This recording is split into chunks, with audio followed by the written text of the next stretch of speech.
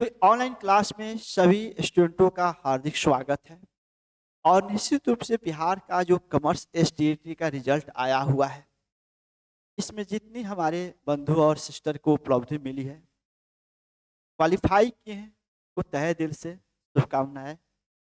और ये जो भी बंधु या जो भी सिस्टर के किसी कारण से नंबर में चूक हुई है, वो मतलब हताशा ना हो, थोड़ा सा अपने पर संयम रखें। दुख की घड़ी आपके लिए है। मैं मानता हूं कि किसी बंधु का या किसी सिस्टर का नंबर एक एक नंबर से पॉइंट में कम हुआ है। काफी तकलीफ हमको हुआ है देखकर रिजल्ट हो। लेकिन जीवन में जो लिखा रहता है वो इंसान अपने कर्म का तब करता है, कभी कभी भाग्य भी उसके साथ मजाक कर देता है। वो निश्चित रूप से आज वो आपके साथ हुआ है।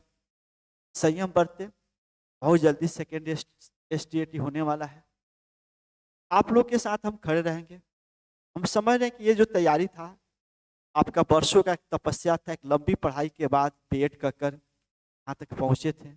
और इसी आशा में पहुँचे थे कि एक अच्छी नौकरी हमको मिल जाए, अपना घर द्वार चलाए। लेकिन ऊपर वाले जो लिखता है उसमें कुछ अच्छा ही सोच कर लिखता है। हो सकता है आज भरे बुरा लग रहा हो, कुछ अच्छा आपके साथ हो। इसी उम्मीद में आप भी रहिए, आशा रहिए। बाकी जो बंधु हमारे रिजल्ट ला चुके हैं, उनके साथ भी एक है कि अभी आपका नौकरी क्लियर नहीं हुआ है। ये मेरे लिए मेरे जीवन का सबसे अहम मोड़ है कि जब हम इस एसटीईटी को चालू किए थे तो नहीं सोचे थे कि हम बच्चे आप लोग से इतना लगाव में आ जाएंगे। आज हम इस लाइव क्लास लेने के मूड में नहीं थे, ऑनलाइन रिकॉर्डिंग नहीं करने के मूड में थे, क्योंकि मैं बहुत सफर से गुजर रहा हूँ। मेंटलिटी आज हम के लिए प्रिपेयर नहीं थे। लेकिन आप लोगों का फोन कॉल, इसका रिजल्ट आया है, कुछ राय दीजिए। चलिए, हम शुरू से ही तकलीफ में कभी रहे तो स्टूडेंट को छोड़े नहीं है और आज नहीं छोड़ेंगे। तो इसी लाइन में आगे कड़ी बढ़ाते हुए आज आपको बताते हैं। कई सिस्टर लोग का फोन आया है, कई बंधु लोग का फोन आया है। हम कॉल रिसीव नहीं करें, कुछ लोग मैसेज करें कि सर प्लीज हेल्प कीजिए। तो सारे जो कॉल मैसेज रिकॉर्ड के आधार पर आप लोग को ये चीजें हम बताने जा रहा हूं। आज से आप लोग क्या करेंगे, आप लोग पहले खूब अच्छी ढंग से इस बात को समझ लीजिए। आप लोग ये बीपीएससी अभी निकालना पड़ेगा, तब आपके घर में जो आधी खुशी आज आई है वो पूरी खुशी में तब्दील करना होगा। बीपीएससी क्वालिफाई, जो बीपीएससी एग्जाम लेती है, बिहार का सबसे सर्वोत्तम एग्जाम का प्रणाली उसके पास है। आपको सबको मालूम है कि बीपीएससी अपने क्वेश्चन का लेवल कभी कम नहीं रखती है। इस आधार को देखते हुए डरना होगा और मजबूती से उसमें संघर्ष करके रिजल्ट लाना होगा। उस दिन जिस दिन आप किसी स्कूल में योगदान कर लीजिएगा, निश्चित रूप से हम लोग का मुलाकात होगा। हम सभी भाई और सभी सिस्टरों से सम्मान करते हैं कि आपसे एक बार हमारा फेस टू फेस मुलाकात होगा, लेकिन किसी स्कूल में आएंगे। इसलिए आप लोग 3 से 4 महीना, दुनिया में हर कुछ अच्छा लगता है, लेकिन किसी चीज को प्राप्त करने के लिए कुछ अच्छे चीज को भी सेक्रीफाइस करना पड़ता है। अभी आपको बीपीएससी एग्जाम देना है। आपके घर में पटीदारी में नाते रिश्ता में शादी ब्याह हो सकता है, घर भोज हो सकता है, बहुत सारे बर्थडे पार्टी हो सकता है। उन सबको सेक्रीफाइस कर दीजिए और इस बीपीएससी का क्लास लीजिए। मेरे से लीजिए या कोई भी शिक्षक बंधु पढ़ा रहे हैं उनसे लीजिए। और आप अपने से भी पढ़िए, क्योंकि सिलेबस का जो प्रोसेस है वो लंबा कर दिया है। ये लास्ट एग्जाम होगा। अगर इस एग्जाम को पास कर जाएंगे तो सीधे आपकी नियुक्ति लेटर मिलेगा और 1 से 1.5 महीना में आप किसी स्कूल में टीचर बन जाएंगे और जीवन के 60 वर्ष तक टीचर रहेंगे। हम वो चाह रहे हैं कि आप 60 वर्ष तक हमसे बात हो।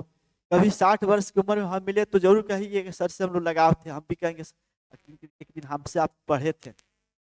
इसी आशा और मान में हम आपके साथ चल रहा हूं।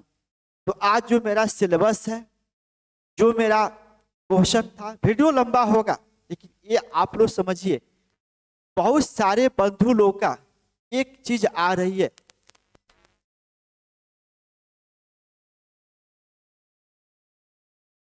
वो क्या आ रही है कि सर हमने अप्लाई किया था अकाउंटेंसी से पहले, हमने अप्लाई किया था बीएसटी से पहले। आप लोग यही कह रहे हैं सवाल में कि पहले हमारा जो अप्लाई था अकाउंट से था, कोई बंधु कह रहे हैं कि हम ईपीएस से अप्लाई किए थे, कोई कह रहे हैं हम बीएसटी से अप्लाई किए थे। लेकिन आपको सबको पहले से मालूम है कि आपका अप्लाई एक कैंसिल कर दिया गया था, आपका अकाउंट खत्म कर दिया गया था, आपका ईपीएस खत्म कर दिया गया था, आपका बीएसटी खत्म कर दिया गया था, और आपको एक परफेक्ट टीचर के रूप में बनने के लिए कॉमर्स में डाइवर्ट कर दिया गया था। कॉमर्स में, ध्यान रखें, कॉमर्स में बना दिया गया था। तो आप ये मत रटिए कि आप अकाउंट से अप्लाई किए थे, बीएसटी से, ईपीएस, ये सब मत रटना, छोड़ दीजिए। आप ओनली सिंगल कॉमर्स से, आपके जो प्रमाण पत्र आया है उस पर देखेंगे क्वालिफाई के साथ किस पेपर से है, तो कॉमर्स लिखा हुआ है। तब पहले का आपका अकाउंट ईपीएस बीएसटी कोई रिकॉर्ड में अब नहीं बचा है, आपके पास कॉमर्स है। अब यहाँ नया बीपीएससी के टीचर बनना होगा तो आपको इसमें से क्या करना पड़ेगा, 3 फेज में जाना होगा, 3 फेज में जाना होगा। पहला फेज अकाउंट में, बीएसटी में और ईपीएस में। अब आप पहले क्या अप्लाई किए तो दिलो दिमाग से धो दीजिए, आप कॉमर्स में आ जाइए आप, और कॉमर्स से फिर यहाँ बंटवारा होगा। अब आप तीनों में से कोई एक से अप्लाई कर सकते हैं, पहले की बात छोड़िएगा। अब आप तीनों में से किसी एक का अप्लाई कर सकते हैं, अकाउंट का अप्लाई कर सकते हैं, बीएसटी का अप्लाई कर सकते हैं, और ईपीएस के, तीनों में से किसी एक का अप्लाई कर सकते हैं, तीनों में से किसी एक का अप्लाई कर सकते हैं। अब तीनों में से कोई एक करना होगा। अब आप फैसला कीजिए, डिसाइड कीजिए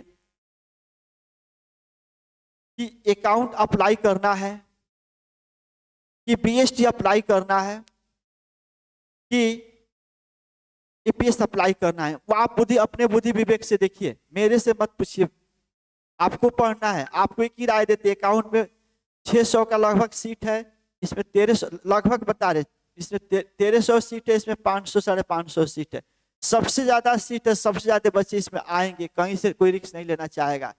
अकाउंट में कम जाएंगे क्योंकि पुराने शिक्षक जो अगर फॉर्म भरते हैं तो इसमें आएंगे और नए लोग आएंगे। इसमें सिर्फ आप लोग से जो पास किए वही लोग इसमें आएंगे। ईपीएस में भी सिर्फ नए मान के चलिए आएंगे। तो आपका ये फैसला कि आप कहाँ जाएंगे। आज मेरा दूसरा मुद्दा है, बीएसटी के क्लास ऑनलाइन ऐप पर पढ़ना चालू कर दिए हैं, ठीक है। अगर आप बीएसटी का ऑनलाइन क्लास लेना चाहते हैं तो जाकर अभय अकेडमी ऐप डाउनलोड कर लीजिए, वहाँ बीएसटी का कोर्स है, वहाँ से आप अपने किसी संसाधन दिया जितना सोर्स से परचेज कर सकते हैं।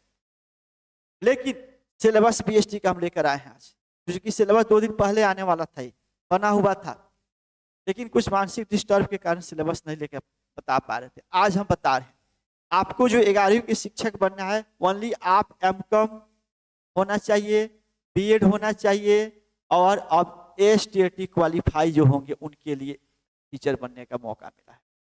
बनिए शिक्षक। हमको भी लगेगा कि चलिए जिंदगी में कुछ लोग हमसे जुड़े, थोड़ा सा भी तो मदद हम किए उनको, आज इस जगह पहुंच रहे हैं।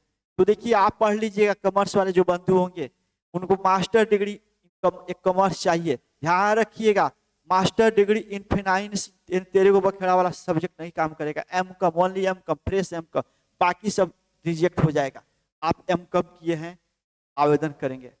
आपको 3 विषय में से किसी एक विषय का अप्लाई किए थे, जो चर्चा हम कर चुके हैं, 3 में से कोई भी एक कर सकते हैं। पहले क्या किए तो उसको छोड़ दीजिएगा। एसटीईटी आप कॉमर्स से पास किए, तीनों में से किसी को अप्लाई कर सकते हैं। मेरा जो सीट है इसको आप देख लिए थे, जो सीट आपको एक्यूरेट सीट यहाँ दिखा रहे स्क्रीन पर, ये 612 अकाउंट का है, ओल्ड और न्यू दोनों अप्लाई करेंगे। 1328 आप लोग को बीएसटी में लार्जेस्ट सीट है, इसमें न्यू खाली अप्लाई करेंगे। ईपीएस करेंगे, टोटल 2432 को सीट है, 2432 को टोटल सीट है। महिलाएं लोग का 35% रिजर्व सीट इसमें है। बीएसटी का सिलेबस का बात हो रही है। बीएसटी सिलेबस जानने से पहले समझ लीजिएगा, आप यहाँ थोड़ा सा देखिएगा, ये इंटर लेवल का एग्जाम है, इसमें ईपीएस का आप 11-12 ढंग से पढ़ना होगा।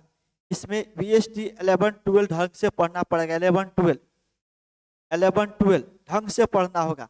लेकिन अकाउंट में 11-12 बीकॉम एमकॉम, क्योंकि इसका सिलेबस वाइड में है, लंबा है, इसको कहा है कि हम हाइजर तक जाएंगे।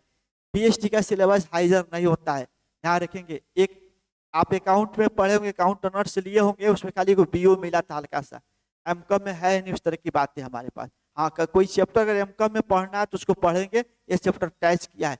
लेकिन इसका सिलेबस में भी हमको 11 12 अच्छा कर लेंगे, हमारा रिजल्ट आ जाएगा। लेकिन इसमें बहुत आगे तक जाना है, फिर भी इसको पढ़िए। अकाउंट जिनका अच्छा होगा अकाउंट लेंगे, अकाउंट, ठीक है। अब आ जाइए बीएसटी में सिलेबस बताते हैं। जो आपका सिलेबस है एनसीईआरटी का पूरा चैप्टर उठाए हैं। 11 क्लास में क्या पढ़ना है, 11 क्लास में दो पार्ट बनाया है। एक फाउंडेशन ऑफ बिजनेस के नाम से बना है, व्यवसाय के नबी से बनाया गया। 1 2 3 4 5 6 चैप्टर, 6 चैप्टर इस हिंदी सब में है।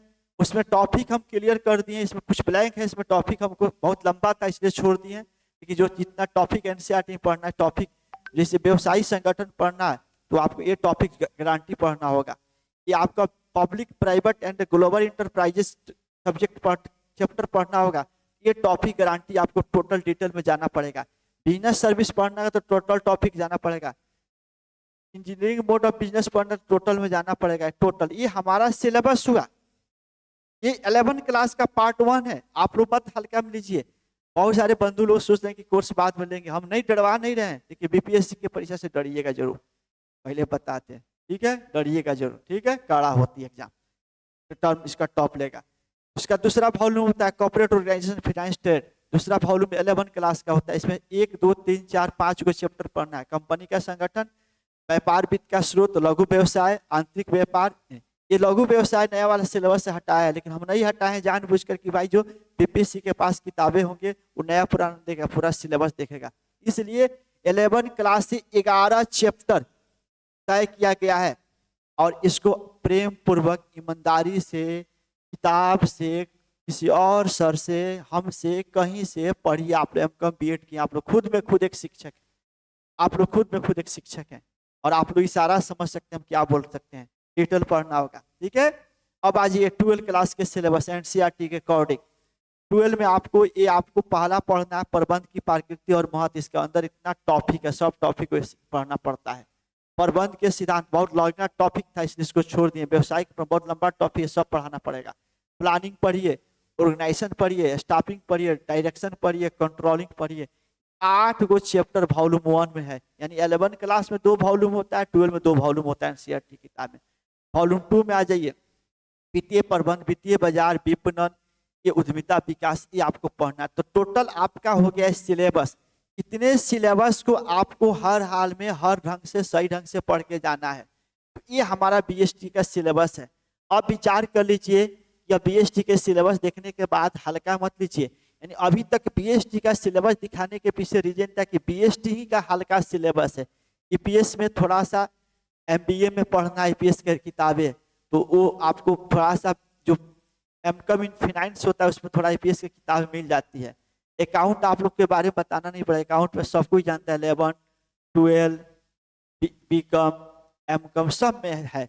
इसका थोड़ा लंबा प्रोसेस होगा, इसलिए आप लोग अपने बुद्धि विवेक से चॉइस कीजिए।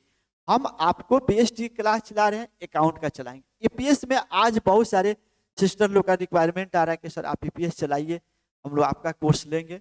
हमको अच्छा लगा कि चलिए इस लायक तो है कि आप कहें, लेकिन हम सिलेबस जब उठाएंगे तो बड़ी ईमानदारी से पढ़ाते हैं, कटौती नहीं करते। इसलिए अभी आज भर हम नहीं बता पाएंगे ईपीएस चलाएंगे नहीं चलाएंगे, 2 दिन ईपीएस का इंतजार करना पड़ेगा। लेकिन बीएसटी क्लास चल रहा है, अकाउंट क्लास 1 दिन में रन कर जाएगा, ठीक है।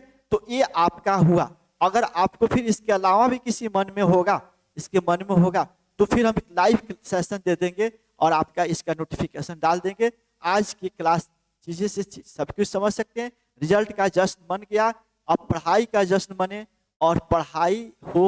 बीपीएससी का एसटीएटी के रिजल्ट, अभी आपको एक रास्ता बना है, घर नहीं बना है। सीमेंट बालू गिरा लिए, घर बनवाना पड़ेगा। यानी आपको हर हाल में बीपीएससी फाइट करना होगा। रिजल्ट आएगा, नियोजन लेटर मिलेगा, स्कूल में योगदान कीजिएगा, दिल से खुशी निकलेगा कि चलिए आप लोग टीचर बन गए और आप अपने घर के एक आशा पूर्वक अब अच्छे रूप में लोग देखेंगे, समाज में अहमियत बढ़ेगा। तो ईमानदारी से 3-4 महीना सेक्रीफाइस करना पड़ता है और जिंदगी में किसी किसी चीज को त्यागना भी पड़ता है आगे बढ़। ये आप सबको जानते हैं, बिना त्याग के कुछ नहीं बनता। अगर हम चाहते हैं कि जिंदगी में सब कुछ करें तो फिर आप एक दिन ऐसे हो जाएंगे कि सब कुछ से खाली हो जाएंगे और फिर उस दिन आप कहीं के नहीं बचेंगे। इसलिए मेरा सोच है कि अभी बीपीएससी एग्जाम को हल्का में नहीं लीजिए। आज से अभी से रिजल्ट आ गया, अब किंतु परंतु खत्म। जिनका आ गया वो पढ़े, जिनका नहीं आ गया हताशा मत होके आगे कुछ ना कुछ आपका अच्छा होगा, यही भगवान से प्रे करते हैं। जिनका रिजल्ट आ गया वो भी हम प्रे करते हैं कि आप स्कूल में योगदान कर ले, लास्ट मंसा में रही हैं।